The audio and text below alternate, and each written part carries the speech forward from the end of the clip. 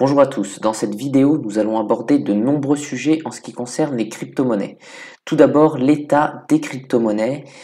L'Ethereum, comme on le voit en ce moment, ça va pas fort, les crypto-monnaies sont assez faibles. Depuis le point haut qui avait été le 4 avril, à la suite en fait de la panique liée à la guerre en Ukraine, on avait eu quand même un rebond, vraiment au pic, au point bas de la panique, c'était reparti. Et là, on voit qu'il n'y a plus du tout de traction sur le marché des crypto-monnaies.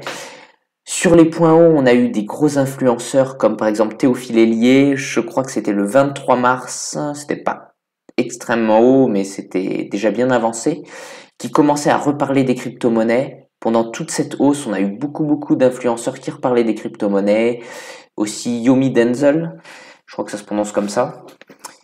Et en général, quand tout le monde le dit, eh bien ça finit par chuter, c'est ce qui s'est passé. Et là, on est en train de voir un petit retour des news sur les crypto-monnaies, des bonnes et des mauvaises, mais je trouve que ça commence à rebouger. En ce qui concerne le NIR, par exemple, c'était un projet à haut potentiel. On attend la sortie de l'USN qui va être le stablecoin de NIR qui va rapporter théoriquement 20%, enfin on l'espère, sinon ça va avoir tendance à chuter. L'USN devrait sortir d'ici jeudi-vendredi. Du coup, ça peut être intéressant de tenter un trade sur l'USN. On a un bel avalement haussier. Bon, à voir. Maintenant, ça hésite. On a aussi le TRX qui veut sortir un stablecoin à 30% et qui ainsi volerait la vedette à NIR. Alors là, c'est un peu compliqué. Entre NIR et Tron, qui est-ce qui va passer devant? On ne sait pas. Il semble que le TRX tienne beaucoup mieux, donc que les spéculateurs sont plutôt positifs sur le TRX. À voir, je dirais qu'il faut essayer de parier sur les deux. On ne sait pas vraiment qui va gagner et TRX devrait sortir aussi son stablecoin. Si je ne me trompe pas, c'est l'USDD. Ça devrait être aussi jeudi, voire vendredi, mais je pense plutôt le 5 mai.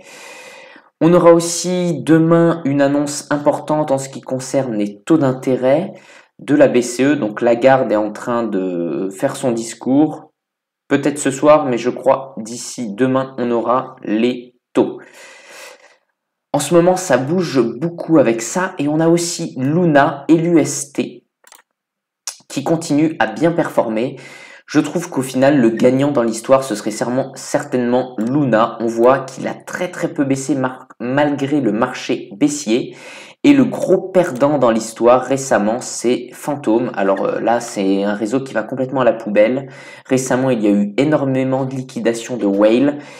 Et plus rien ne se passe. Il y a un fondateur très important de Phantom qui avait quitté le réseau et les crypto-monnaies. C'est pareil pour Phantom.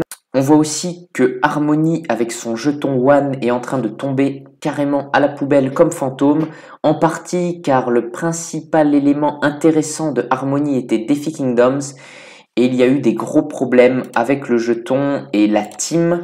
Le jeton s'est effondré car il y a eu des problèmes, il y aurait eu des abus, je crois, de la team et aussi des exploitations du contrat par certaines personnes qui ont réussi à débloquer de manière abusive les tokens qui étaient lockés pour 1 an voire plus. Du coup, on se demanderait si on n'irait pas vers des crypto-monnaies qui seraient dominées par les stablecoins. C'est ce qui semble être la position préférée des grosses mains en ce moment sur les crypto-monnaies. À ce sujet, je vous avais fait récemment une vidéo sur gmx.io. Je trouve que c'est toujours très intéressant, surtout si on arrive sur un point bas du marché. Le jeton GMX, c'est le jeton de la plateforme, il vous expose donc à la plateforme, mais aussi beaucoup plus au marché des crypto-monnaies. Si ça repart, il aura tendance à remonter. Le GMX, il a assez peu baissé pendant la baisse. Je crois qu'au plus haut, il était aux alentours des 40 $. Là, on est à 28 $, ce qui est très bien. Le GLP au plus haut, il était à 1.08 quand j'avais fait ma vidéo, 1.08, 1.06. Là, on est à 1.02, c'est très bien aussi. Et le GLP, comme on le sait, c'est de l'USDC, de l'Ethereum, du Bitcoin, du DAI. Enfin, c'est un petit mixte de tout. Récemment, GMX a lancé un lien d'affiliation. C'est pas énorme, mais ça vous permet d'économiser 5% si vous tradez sur votre montant initial. Et avec le leverage, ça va faire un montant beaucoup plus élevé, mais les 5% s'appliquent sur votre montant initial. Et moi, ça me rapporte aussi 5%.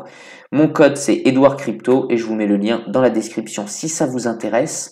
Avant, il n'y avait pas de lien de parrainage, je vous en avais quand même parlé, là c'est juste un plus, mais clairement, il n'y avait pas besoin de ça. Et on va aller voir les rendements rapidement. En ce moment, on est à 22% sur le GMX, 25% sur le GLP. Et ce qui est génial, c'est que c'est payé en partie en Ethereum et en ES GMX. C'est donc des bons tokens et on est payé dans une crypto-monnaie qui est la deuxième plus grosse crypto-monnaie et pas toujours dans le token de la plateforme, ce qui est génial. Récemment, j'ai retiré mes Ethereum. Vous mettez par exemple Claim. Vous pouvez mettre Claim WETH et les convertir les WETH en Ethereum. J'ai récolté environ 30 $ d'Ethereum et j'ai encore 32 $ de gagné. C'est vraiment super. En plus de ça, j'ai acheté mon premier NFT, le NFT de GMX, que vous pouvez aussi acheter. Ça vous permet d'avoir chaque mois des airdrops si vous avez détenu votre NFT pendant au moins 4 semaines. En fonction du nombre de GMX que vous avez, vous recevez un airdrop en ES GMX. Voici, ça c'est mon NFT. Important aussi, à parler de plateforme décentralisée, il faut utiliser un wallet du style MetaMask. Il est très important de sécuriser son wallet et c'est l'occasion pour moi de parler de Ledger. Vous voyez, ils m'ont envoyé leur dernière Ledger. Je trouve que c'est assez intéressant puisque la dernière fois, je vous en avais parlé dans une de mes vidéos, mais ils avaient la Ledger Nano X et la Ledger Nano S. Et le problème de la Ledger Nano S, j'avais vu sur Amazon, il y avait clairement un problème de mémoire. Vous voyez, la Ledger Nano S, elle valait 59 €. C'était la base. Ils avaient développé la Ledger Nano X qui vaut aux alentours de 140 €, je crois. On va le voir en bas de la page. 149 €. Et on voit maintenant que la Ledger Nano S, c'est leur dernier produit, il vaut 79 €. C'est donc très intéressant. Il y a quelques fonctionnalités que la Ledger Nano S Plus, c'est la nouvelle Ledger, n'a pas. Par exemple, le Bluetooth, on est obligé de connecter avec un fil, mais franchement, on s'en fiche. Je trouve que c'est vraiment le meilleur rapport qualité-prix. Alors, j'ai pas de partenariat avec Ledger, j'ai un lien d'affilié que je vous mets dans la description si vous voulez acheter une Ledger. Ils m'ont juste envoyé la Ledger gentiment. Au-delà de sécuriser vos crypto-monnaies, je trouve que c'est surtout intéressant pour bloquer un nombre de crypto-monnaies et pas être tout le temps tenté de les vendre. Si par exemple vous êtes haussier sur l'Ethereum avec Ethereum Merge sur plusieurs mois, eh bien pourquoi pas les bloquer sur une clé, laisser la clé dans un coin et quand vous la sortez, eh bien voilà, ça vous demande un effort, vous la mettez, vous la rangez bien et ce sera le moment de vendre vos crypto-monnaies. Alors, en ce moment, le marché des cryptos, comme je vous le disais, il baisse beaucoup, mais il y a des exceptions, c'est les move to earn. On parle beaucoup en ce moment de GMT, on va regarder à peu près à quoi ça ressemble. J'ai pris, voilà, n'importe lequel. C'était sorti mi-mars, là on est début mai, et on voit une explosion du cours à la louche. Ça fait quand même du 381%, c'est juste énorme. Et il y a un concurrent au GMT qui s'est lancé récemment avec la plateforme DAO Maker. On va voir, c'est le FitFi. Le FitFi, on l'a vu, bon là c'est un peu délicat. Je sais même pas combien ça fait exactement, mais sur DAO Maker, on l'a eu à 1,5 centime. Là, on est sur du x100 environ, ce qui est juste énorme. FitFi, c'est le nouveau Move to Earn qui va sortir très prochainement. Et c'est à suivre. Après, je vais vous montrer à quoi ça me fait penser ce genre de crypto-monnaie. Ici, c'est ce que j'ai trouvé sur le Twitter de Autism Capital. On investit dedans, on le revend assez cher, on est content. Ensuite, on voit que ça explose. On a des amis qui deviennent très riches. On en rachète, ça remonte, on est très content, on en parle à tout le monde. Et là, c'est la chute et on sort complètement ruiné. Faut garder ça à l'esprit, voilà, classique d'une bulle, comme c'est arrivé en mai sur les cryptos, en novembre, et ça arrivera à nouveau, surtout sur des petits coins qui peuvent vraiment avoir ce genre de vague, comme il y a eu d'ailleurs sur le jeton Wave. Attention à tout ça. En ce moment, il y a quand même beaucoup de bruit avec les NFT et AppCoin de Yuga Labs. Ils ont fait une vente de jeux de territoire, de terrain sur le métaverse. C'était vendu 2 Ethereum et il y a eu des frais de gaz excessifs, ça a dépassé les 100 millions de dollars d'Ethereum brûlés. Tout ça, ce sont des news assez bullish sur l'Ethereum, car il y a des Ethers qui ont disparu pour toujours, plus de 100 millions de dollars, ça aurait dû faire monter l'Ethereum, ça ne l'a pas fait trop monter. Alors, pour le moment, ça veut dire que le marché n'est pas encore prêt à décoller, mais au moment où il décollera, ce sera toujours ça de brûler et c'est important de le garder à l'esprit. Pour finir la vidéo, j'ai d'autres petits points à aborder. C'est YouHodler. YouHodler a lancé une promotion en ce moment. YouHodler vous permet de trader et de conserver des crypto-monnaies en ayant des intérêts comme sur Nexo. Vous avez 7% par exemple sur le NIR, 5,5% sur l'Ethereum, 12,3% sur l'USDT, etc., etc. Contrairement à Nexo, vous n'êtes pas obligé de détenir des Nexo pour être rémunéré 12% sur le USDT ou sur l'USDC, ce qui est très bien. Vous êtes payé en USDT, ce qui est aussi très bien contrairement à Nexo. Vous pouvez aussi faire du trading avec multi-hodl. Et en parlant de ça, en ce moment, il y a une promotion. Si vous tradez avec multi-hodl pour une position de 1000 $, par exemple 100 $ avec un levier x10, c'est une position de 1000 $, eh bien vous gagnez un ticket pour gagner des produits Apple.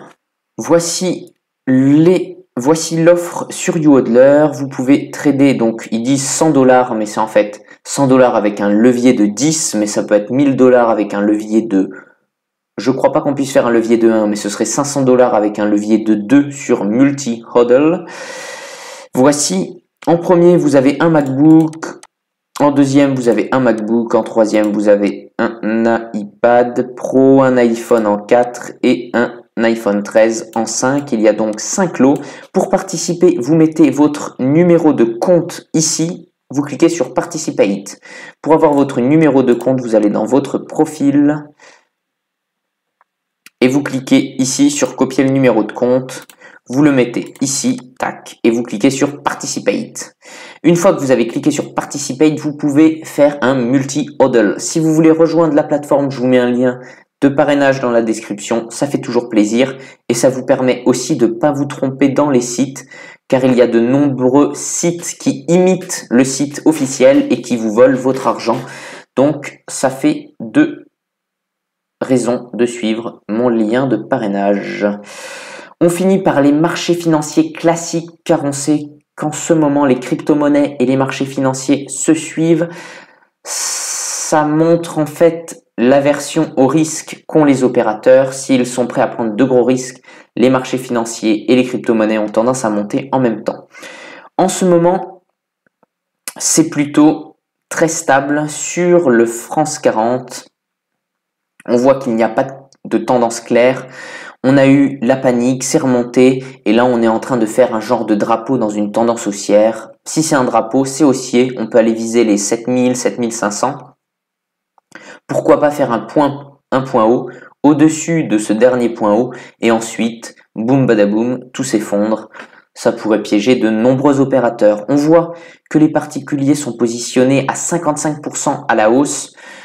Il n'y a donc pas de consensus haussier ou baissier de la part des particuliers. Ça ne nous fournit pas de grandes indications. L'euro USD s'est complètement effondré. Là, je suis en vue en heure. On va se mettre en daily. Là, on voit qu'il y a 74% des particuliers qui sont à la hausse. Et bien sûr, les particuliers ont toujours tort. Donc, quand ils sont à la hausse, les cours ont tendance à s'effondrer. L'euro USD atteint peut-être un point bas, mais pour le moment, on n'a pas de signal. L'USD JPY, ça commence à s'inverser. Ça a beaucoup monté. Le oil, le pétrole, c'est pareil. Là, on ne bouge plus trop. Il n'y a pas de consensus. Le GBP USD, pareil. Ils sont très nombreux à la hausse, ce qui pour le moment est toujours baissier. Wall Street, à peu près comme le France 40. Un consensus un tout petit peu plus haussier. Et sur le gold, c'est là où c'est vraiment intéressant. En heure, on voit que l'or a fait un point bas, un point encore plus bas ce matin, ça remonte. Est-ce que ce serait pas un bon moment pour shorter? Je ne sais pas, je ne suis pas un conseiller en investissement. En ce qui me concerne, j'ai shorté beaucoup plus tôt, j'ai reshorté sur 1920. Là, j'ai repris une position, mais avec un stop proche, car c'est assez risqué. Mais ce qui est intéressant, c'est qu'on a 82% des particuliers à la hausse. On peut donc prendre un trade baissier sur une reprise comme ça, avec, on va dire, peu de risque. On met un stop proche, et puis si ça se passe mal, tant pis. Voici ce que j'avais à dire sur les crypto-monnaies, sur les marchés financiers classiques. Si ça vous a plu, mettez en commentaire si vous êtes prêt à investir dans les NFT, ce que vous en pensez. Et aussi si vous connaissez dans la location de licence 4. J'ai entendu dire qu'on pouvait louer des licences 4 et que c'était assez intéressant. Alors je ne m'y connais pas du tout. Si vous connaissez quelques notions, dites-le moi en commentaire. Mettez un j'aime si cette vidéo vous a plu. Et si ce n'est pas le cas, dites-le moi en commentaire. À bientôt.